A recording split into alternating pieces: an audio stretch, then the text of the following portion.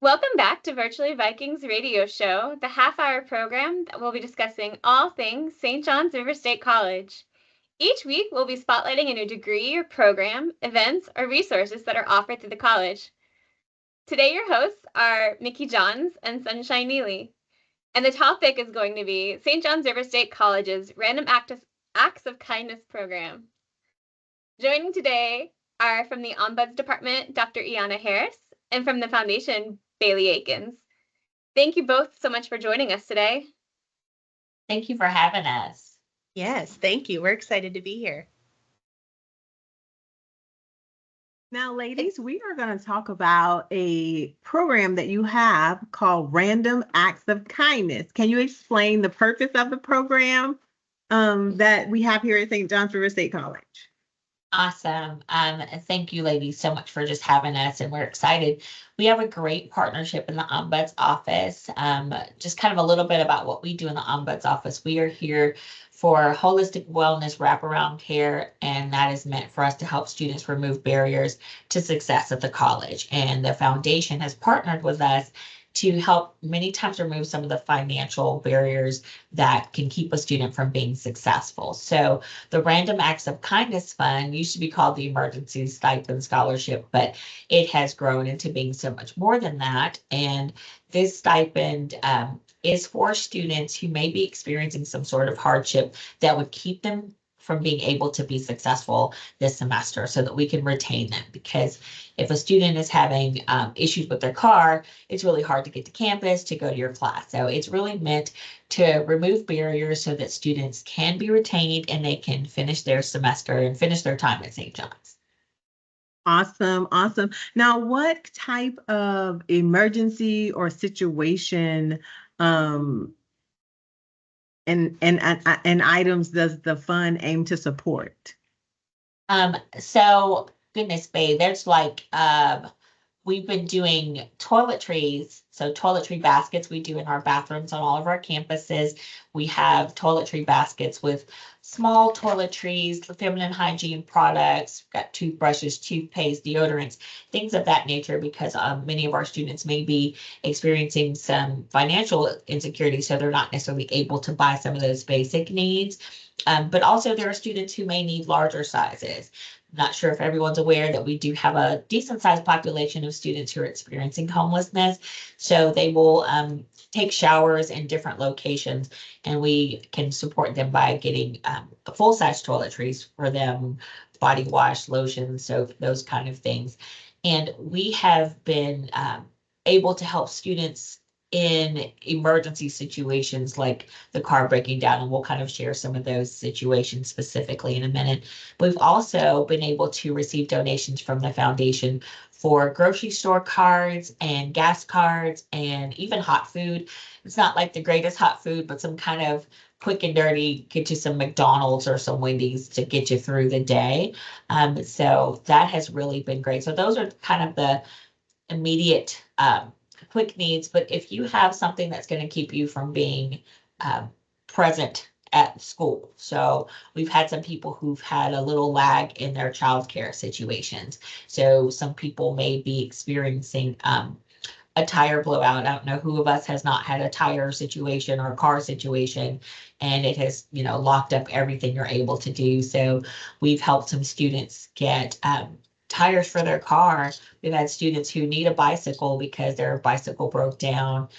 Students who need particular items for their clinicals, because with clinicals, you need to have certain attire, you need to have certain shoes, clothes in order to go into our hospitals and our medical facilities. And students don't always have money for that because they're not always working at the same time that they're doing clinicals. So let's see, we've had a lot of other situations that have been emergencies that I can think of and we go back through. So those are just a couple of emergency situations that stick out.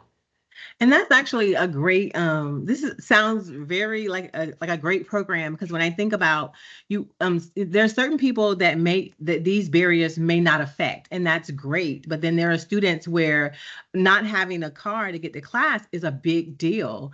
And not having that support at home. So knowing that someone is there to help them just opens up, more avenues for that student to be successful. So that is really, really awesome. Now, I do have one question. Now, the students are they self-identifying with these issues, or is it an instructor? They may share with an instructor, and the instructor reports it. How are we finding these students and helping them remove those barriers? All of the above. All of the Okay. above. We are having faculty and staff who are referring students to us in a space of, I don't know how you can help, but maybe this is an option or opportunity. We've had students, of course, for lack of a better word, refer each other.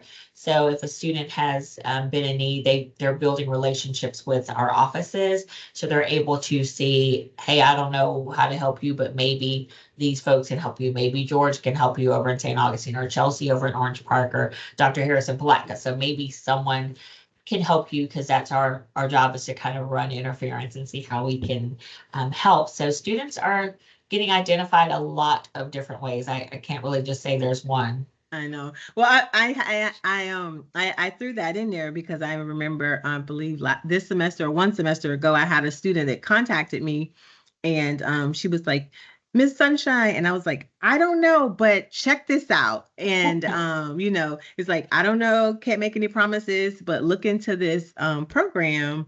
And I always like to throw Dr. Harris's name out there. Just ask for Dr. Harris. And we love that. Nothing happens. Word of mouth is the best way to connect students, because, like you said, a lot of students aren't going to ask. A lot of students do not feel comfortable sharing those parts of their story. And when they feel comfortable with someone on campus and that person's able to connect them with our office, then that changes everything for them. And they really do see that it is a community of care. It's not just, Miss Sunshine cares. It is that the college as a whole cares for that student. Which I love, and I'm as bad as Sunshine. I default to, if somebody needs something, contact Dr. Harris. She's got the connection. She'll know the info, especially when it comes to, removing those barriers for student success. It's amazing, your passion for it and your department's passion for it. I'm a fan of your department. Yes, you are. And we thank you. How exactly do students apply for the random acts of kindness? What are the eligibility criteria, is I guess the best way of wording that. Yeah, so the criteria is pretty simple and straightforward. So the student must be currently enrolled in 3 or more credit hours with at least one course already completed at SJR State.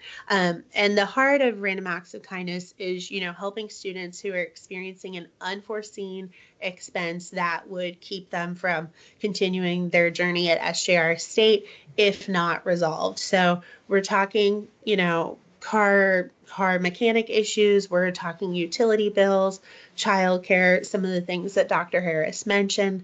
And then it is a one-time stipend. So during your time at SJR State, you can only be awarded one time, and applications are available during the fall and spring semesters.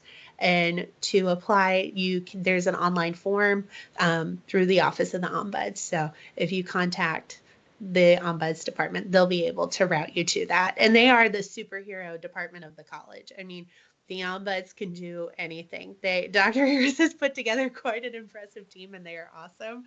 And that's always my go-to. Student in the parking lot waiting to get her car jumped off. Oh, Random Acts of Kindness. Talk to the Ombuds. Talk to the Ombuds. Here's their number. And the positive of that is so fun. And I hesitate to bring up the kind of restrictions on it, but are there restrictions that go with this fund? We love talking the positives, but what can we not do with this? So what we can't do is we can't pay for tuition and we can't pay for fees. However, we do have scholarships for those purposes at the foundation, and our application is actually open now. So what I suggest to all students who will be with us still in the fall of 2025, apply for scholarships. The application has gone through quite a few revisions and has really, really come a long way. It's quick and easy, and you can apply for those at sjrstate.edu/scholarships. So definitely worth applying. And is there any time that we don't process those applications specifically? Yes. So for random acts of kindness, we do not process them 2 weeks prior to the last day of the semester, and then also during the summer semesters as well. Okay. Just, as a heads up, making sure we all know when that happens. That one-time opportunity you apply for. Good to know when you're looking for it, when it can work. Absolutely. Okay. Now, ladies, after a student has identified himself or herself, or someone has recommended them, and through the application process, is there a typical review process? How does approval work to get the student approved for the random acts of kindness? Awesome. That's a great question, Sunshine. So when a student is referred or they speak to someone, they come through one of the ombuds. So the student support ombuds on all three campuses. We have one on each campus, Orange Park, St. Augustine, and Palatka campus. So the student would meet with that person first. We meet on Zoom or Teams, or we meet in person. Most of our students meet with us in person. If they're doing in-person classes, we have a couple of students who are completely online, so we do have to meet with them that way. So once they've started that conversation with us, we have a team email, ombuds@sjrstate.edu. So a lot of requests will come in through that space. And then we start the dialogue with the student. If we see, just based on those conversations, that the student is then eligible to apply, the student completes the online application. We send them the link.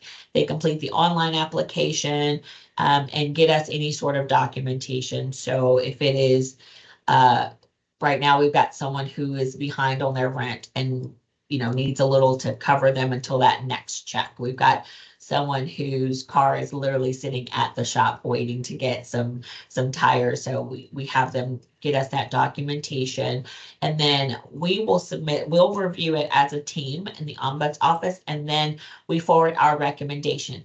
Everyone is not approved, so it's not just like a free-for-all. So there is definitely a process. I know sometimes it, like you said, Vicki, it's kind of hard to give the bad news, but it's necessary. So everyone, we're being good stewards of the college's money and the donors' money. So students will apply. The ombuds committee reviews it, and then we forward it to the foundation team, and they're able to make their recommendation and send it through their process, and kind of Bailey can take the ball from there and say what their process looks like. Yes. So once we receive the application with the recommendation, we try to have those processed within 72 hours, because we understand that it's an emergency need. And, a key component of that is just getting the money to whatever the need is. That way the student can take a breath and get back to doing what they do and try not to delay them. So we try to get them processed as quickly as possible, but about 72 hours with our approvals. That's kind of our timeline. Because once we receive it, part of our approval process is, our foundation committee approves. We've got approval from our leadership as well. And so just kind of giving everybody a little bit of time to do that. But yeah, 72 hours.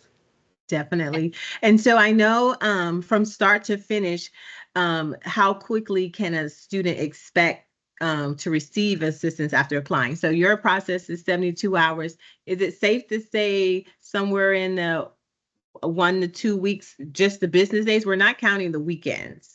Right. And I know it may vary.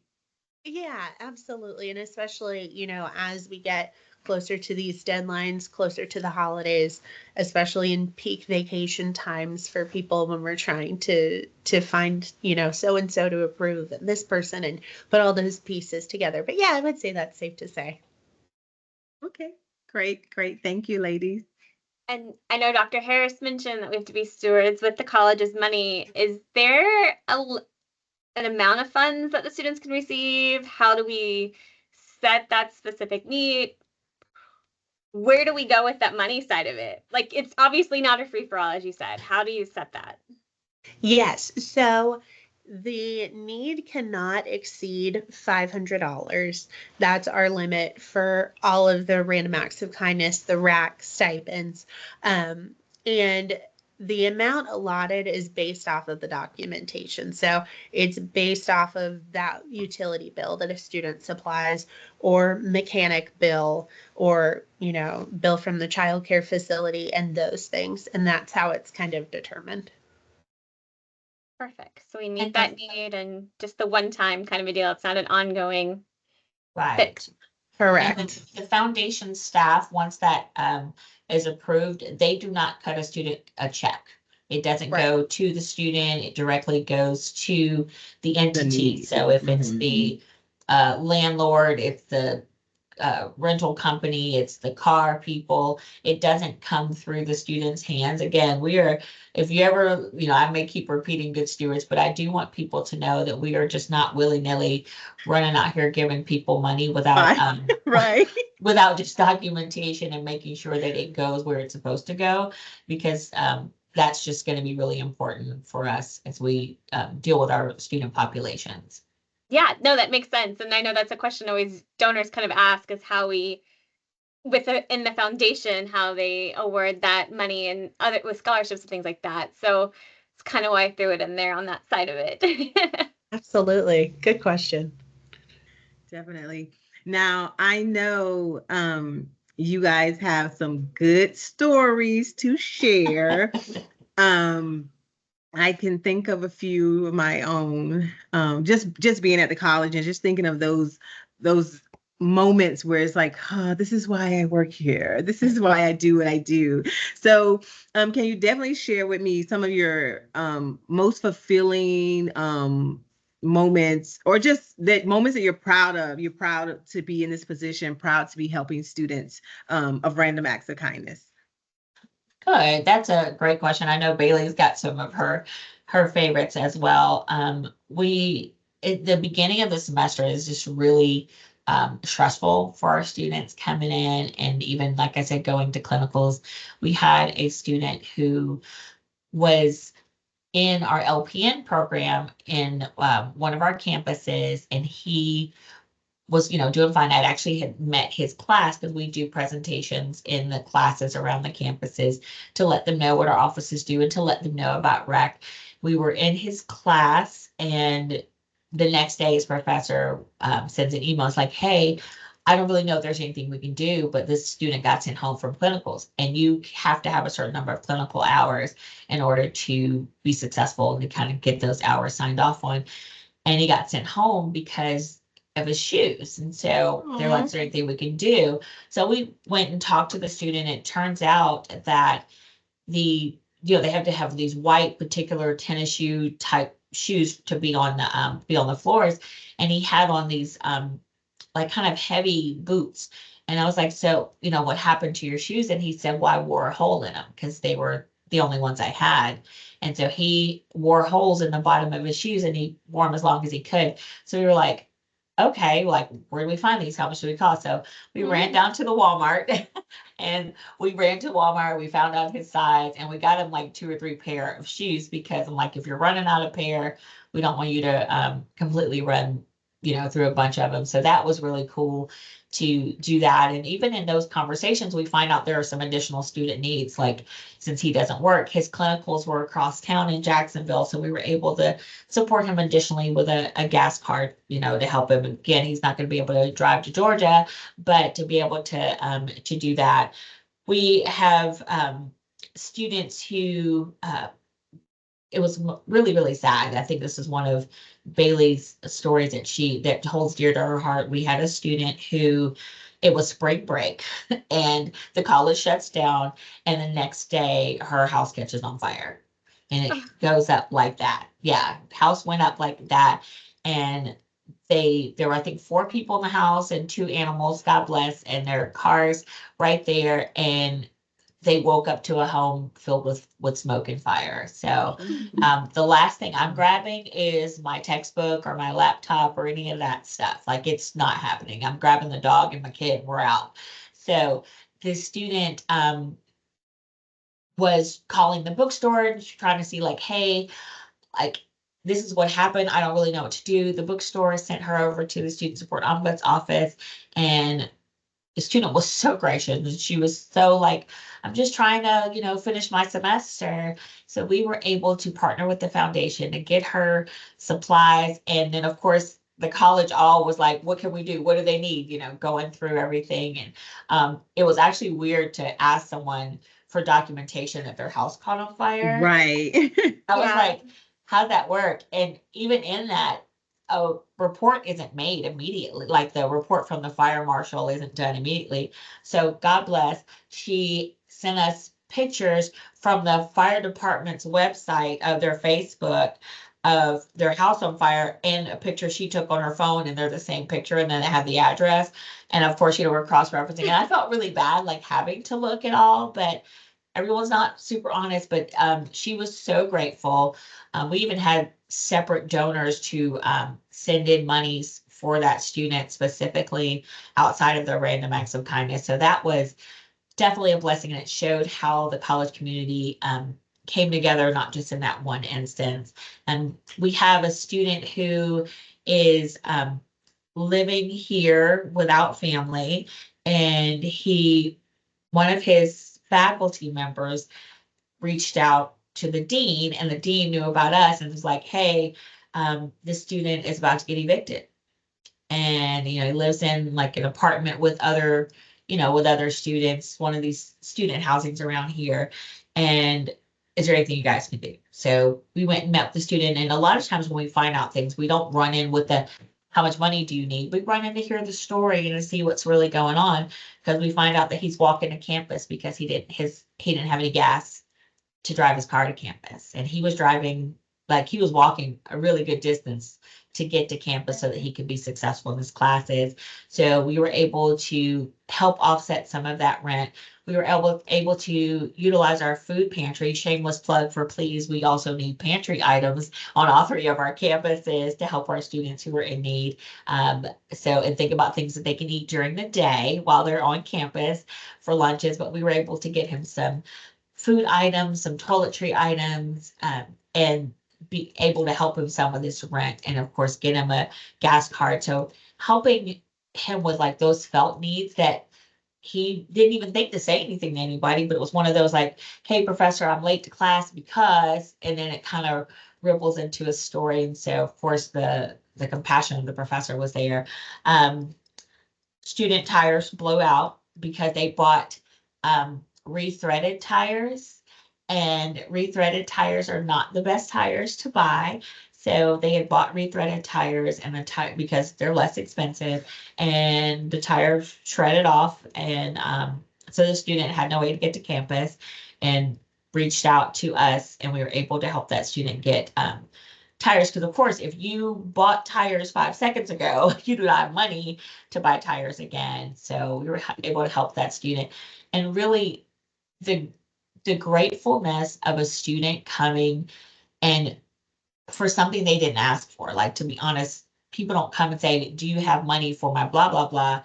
It's really I have no idea what to do or where else to turn. Right, And right. as we're meeting those students and we're talking to them, we're finding out so much about our student population. And it honestly is very heartbreaking to know how many of our students are struggling every day. We have a student who is living in the woods with his dog. And we found out because he was on campus and his dog was with him, and it wasn't a service animal. Yeah, it wasn't a service animal. And someone saw him with his car just kind of piled up with everything. And I went out and was having a conversation with him about things, and we were able to learn a bit of his story and see why he was going to college. And he's going to college because he doesn't want to be homeless, and he wants to make a better life for himself. Circumstances put him in a position where he's experiencing homelessness, not like he didn't try to be homeless. Right. He's Right. You didn't experiencing fill out the that. application for that, Yeah. and He I did didn't not. get picked. Yeah, he did not. And so we have a student who's living in a parking lot of a church. And so there's a lot more need in our campuses Mhm. and our college community than people are aware. And this is all of our campuses. Yep. No matter kind of what you think of an environment, whether, one's more affluent, people are still very much having struggles there. And, this is, I will ask all day long for people to give to this. Like, it is my giving. Like, when I give to the college, my designation is to the random acts of kindness as an individual, because I believe in this so much. And I see the tangible impact. So, and it is, it's a heart space for me. So, I will not be crying on your video. So, Well, but yes. definitely So thank you for sharing those stories. And it just goes back to one of the things that I've learned, I think, in life, and then actually working with the college. Everybody has a different journey, and everybody's journey is not smooth, and everybody's journey is not great. But it's great to have those resources there and people there that actually care and want to help you on those journeys. And a lot of times, we're living our own lives and we're doing our own things, and we forget that there are people out there that are homeless, that have, life is lifing. Houses are being burned down.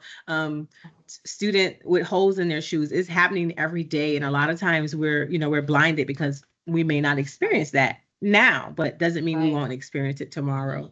No, so Trent, Absolutely. sorry. I thought of another story that Bailey, the young lady who had to quickly move. You want to tell that story a little bit?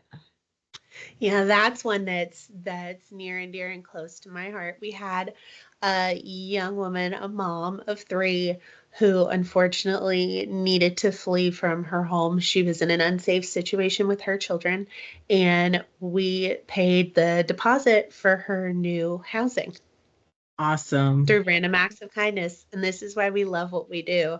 I mean, we truly, random acts of kindness is one of the best things we do. Between random acts of kindness and scholarships, we love being able to help these students and watch them cross the stage at graduation. There's just nothing like it, because those stories and hearing them and learning about these students, they're so deserving and they're so worthy and they're trying so hard.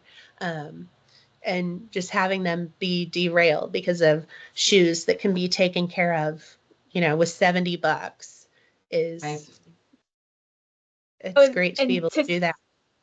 to steal a statistic you guys have shared with us before, 30% of students will drop out or stop because of financial issues or concerns. Yep. For listeners, with the last few minutes we have, is there a way to contribute to this fund? How do folks do that, Bailey?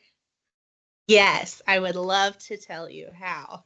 So you can contribute online at sjrstate.edu/F as in foundation, D as in dog, and then the word giving. So sjrstate.edu/FD giving.